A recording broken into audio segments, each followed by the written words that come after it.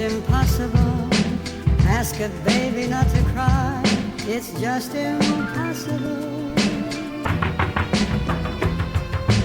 Can I hold you? Can I hold you? And not do. Some people are very appreciative of the information I put out there because, again, when I do my videos, it's not for the consumption of some people who know how to do this work or other tilers that think that I have no business critiquing someone else's work. When I do videos on my channel anyway, I don't know about other people, specifically I'm doing it for homeowners, I'm doing it for DIYers so they know what they should know. The critique I have is not necessarily always a bad critique. Some of it, you know, I actually say this guy knew what he was doing, he did this right, he did that right. But most of what I'm doing is trying to point out all the mistakes, you see. The mistakes are the reason that I do my videos, so that when a homeowner tries to build their own shower, which I have a lot of people who have told me that they have based on my videos, that they know the things that they should not do, that they should stay away from. And everybody's free to do what they want to.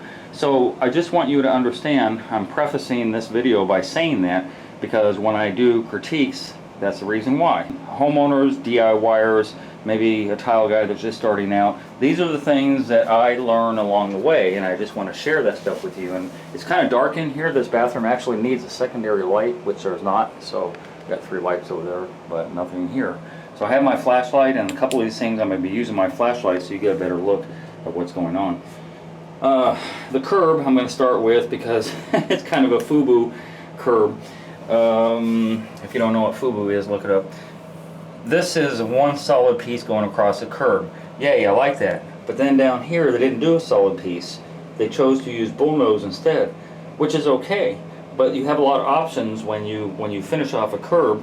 They could do a miter cut on a full piece of here, a miter and a miter, where they come together. That would be probably optimal. Then they have Schluter strips. Then you have an ability also to make bullnose at a full tile. So rather than being relegated to the 2.5-inch bullnose that they put on here, then they put on the strip at the bottom. Why not? So there's other options. Why not do another option? Even if they, I don't know. And then the lines are on the top. And the lines shouldn't be on the top. This should overlap this. And if it had not been a bullnose, it would have looked okay. Probably, I don't know if the edge of this tile is palatable to look at the edge of the tile. But you know, that's kind of subjective. Then there's the symmetry is off. If you look down here, you have it looks like to be maybe a 9 or 10-inch tile, whereas over here you have an 18-inch. I believe this is 18-inch, might be 24. And then you have another tile here. So optimally, you want to be the symmetrical person and put this tile in the middle and split the difference with the left and the right. That's small potatoes, but I'm just letting you know this is kind of, oh, and by the way, none of these tile are sloped. I can tell that this is completely flat, and that's not good, because ultimately you're going to have water penetration going through these grout lines by setting flat, because you have water just sitting there, stagnating. Another thing I noticed right off the bat, and this is, and again, going back to what I prefaced the video with, these are the things that DIYer would not know. This tile is completely flat against the wall, this bullnose, and there's no bump out of the bullnose, so it meets flush with this other tile, which tells me that whoever did this shower stuck their tile straight to the floor, to the wall. By sticking your tile straight to the wall, you're going to run into lippage problem. It's guaranteed you're going to run into lippage problem. Not all tile is created equal, and when you try and set it straight to, when I say straight to the wall, there's probably, in this case, 1/8 of an inch, at best 3/16 of thin set that's setting on that tile on the wall. So guaranteed they didn't back butter the tile. They couldn't have. They troweled out their thin set and stuck the tile to the wall. That begets a problem. You should have about 1/4 of an inch, maybe 3/8 of an inch of thin set, all said and done. You trowel out your thin set on the wall, back butter your tile, stick it on the wall, and have that room that you can manipulate your tile once you get into your wall proper. Because this is a problem you run into. Very, very hard, profound lippage. There are some times where, because tile are bowed, and this guy did his tile in half, which is okay. I'm told a lot of times people want their tile in half, even though I try and get them in 2/3. I don't mind that. But this lippage could be overcome if he had enough room to work with regard to the thin set, because some of this tile is very bowed. And this one, look, it matches up around here, but it doesn't match up down here. This matches up, and this matches up, but you can tell there's a profound bow that's going in this direction. So he could have either mixed up his tiles so that he doesn't have such a hard lippage thing going on, or he could have just easily bumped out his thin set. There's a lot more lippage going on here that I can show because I'm relegated to my flashlight. It's not bad. I mean, overall, it's not bad. The lippage is innocuous because, again, it's on a wall, and it's not like people are going to be touching their wall all the time. But as I run my hand across it, it's you know, it's very definitely there. This is a little less than the top, but you know, it's not something. At the end, I know people, DIYers specifically, struggle with things, and you know, I've had emails telling me, man, I poured my first pan, it's a lot harder than when I watched your video. And so setting tile is the same way. It's a lot harder to set for some people than others, and I just don't want people to get into this. Again, not a bad job. You know, the tile are matching up. You have about 1/8 of an inch grout line between the tile. I can tell that, you know, he definitely is a tiler. He knows what he's doing. But he hasn't done a lot of showers, not even enough to know to slope the curb, so all that stuff matters. Another thing to get into, this is perfect. I love how he kind of fashioned out these bullnose and framed out his niche. That's 99.9% of the time, that's how I finish out my niches. But what I would have done, almost every shower I do about a 30-inch niche. So I go from this stud to that stud, and the center where he's at here gets cut out, and so I have a much longer, wider niche. Not wider, it's probably 12-inch, but almost guaranteed this is a prefab niche. So when you buy the prefab niches, you're relegated to the size, and I'm not because I make my niches. That's kind of irrelevant, but I thought I'd throw that out there. There is some lippage going on the inside of here where the bullnose is not tight up against this other tile. And obviously, well, to me anyway, this bullnose is higher than the inside tile. So that's a little slop. It's not saying that it's not a good job. It's good, but it's not great because of these little tiny nuances. And when I say tiny, understand, yes, I would probably have some minor lippage on some, you know, areas like here, maybe some minor stuff, but I'm never going to have such a profound lippage here. I'm never going to have, ooh, my flashlight shows it better. I'm never going to have the tile not matching up from top to bottom here, because you can see it. I mean, I can walk away 4 feet away and I can see it clearly.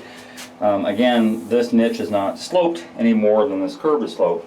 So he's not doing showers consistently. He's a tile guy of some sort, or it could have been a DIYer, but he's definitely not doing tile on a consistent basis, or he would know these fundamental things.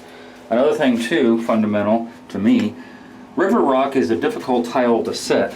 You see how, God, I wish they would come out with 4D one day.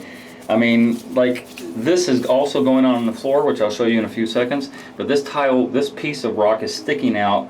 This piece of rock is sticking out, but it's pushed in over here, and it's out over here. It's just a hodgepodge of no type of consistency.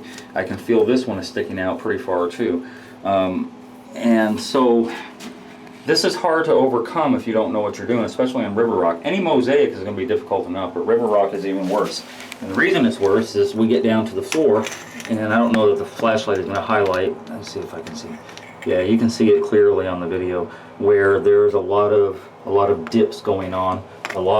This is like the moon. There's a lot of craters. There are some high spots. There are some low spots. There's no consistency whatsoever to how this tile was set.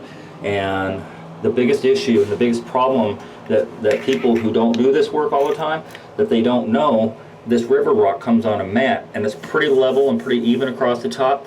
But you should trail out your thin set as if you were doing normal tile, because then you have a thicker bed of thin set, and when you try and push this down, you're doing it with your hand sometimes, but you shouldn't do it with your hand. You should do it with a float or something, some type of flat surface, so that you have all the tile setting flat on your finished floor. This doesn't require a lot of thin set. So I think what happened inevitably is they just, well, they kind of didn't know what they were doing. And that's the bottom line on that. Another thing that tells me that is that they're using unsanded grout. Seems to be. It's definitely not sanded grout. It might be prism. I've switched to Prism because you can use it for both applications.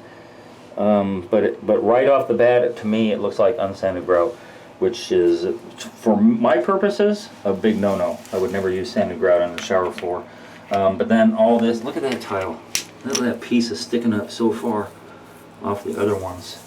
And then there's other dips and stuff going on. And I know there's water pooling, especially in that corner, because I can see clearly that that corner kind of dips down and then everything kind of follows down. I know water is pooling over there, and probably in that corner as well.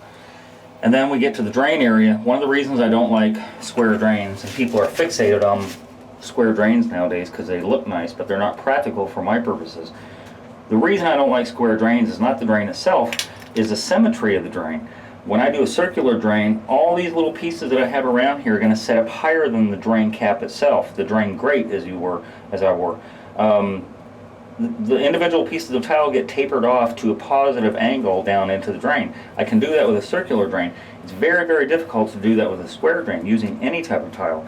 So my preference by default is always circular, so I can have that positive water flow so that my tile sits higher than the drain, and those tapers make it possible for water to definitely flow down. And if your pan ever dips down for any reason, settling, floor joist, all kinds of other things happen and everything separates from the drain area, there's no water pooling up around here because you've got a good part of a quarter of an inch of room left. But that's that. Bull nose on the inside. I guess it's innocuous because nobody really looks at the inside anyway, and it doesn't look like there was. It looks pretty straight, except back here, probably about a ½ inch grout line at the bottom, which is another issue that I was getting to about setting river rock. If you don't set river rock right, all your tile that follows suit afterward, you've got to follow all those dips and high points of your river rock, and you can't do that, especially with a large format tile. You can't cut the tile to match all those things. You know, your tile has to be flat relative to the perimeter anyway, and then have it flow down to the drain. So, other than that, it's not a bad job. I wouldn't hire this guy to build my shower, but I would definitely hire him to be my helper. He would be a good helper. I could trust him with certain things that I can't over the years with other helpers, specifically to my work. Usually my help doesn't know anything about anything except demolition and loading stuff and, you know, being a gopher. But this guy, I don't know how long ago this shower was built. If it's 2, 3, 4 years ago, he's probably a pretty good tiler right now. It's just that all these little things matter, and they matter a lot, especially to DIYer. I can't do, and again, I can't do a bad shower job. I can't do a video of myself doing a bad job and show DIYers and stuff like that what to do. That's why I'm relegated to going on these this is a semi-bad bathroom job. This shower has no issues yet. There's no leakage, you know, there's no, a lot of times I'm either doing a rebuild of one of these, which I'm not doing in this case. I'm doing a consultation because a homeowner wants to know if the job is done right. They want to know if they should call the person back. There's a lot of reasons why I go on these bathrooms, but it's not like I'm just walking in, you know, knocking on somebody's door and saying, hey, can I look at your bad bathroom? No, they're calling me. And I just feel like I'm obligated, because I have a channel and a presence on YouTube, to show other people things of what not to do, and that's the reason. So I hope you understand that. I want to do a quick little PSA here. I want you to register to vote. It matters. It matters a lot. This is the midterms, and you cannot complain about how the state of the union is if you're not doing anything proactive to change it. The average registration time is about 11 minutes.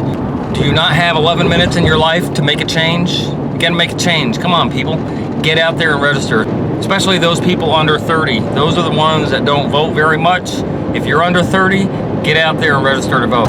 By the time this video airs, you'll have about 6 to 7 days before the registration period is over.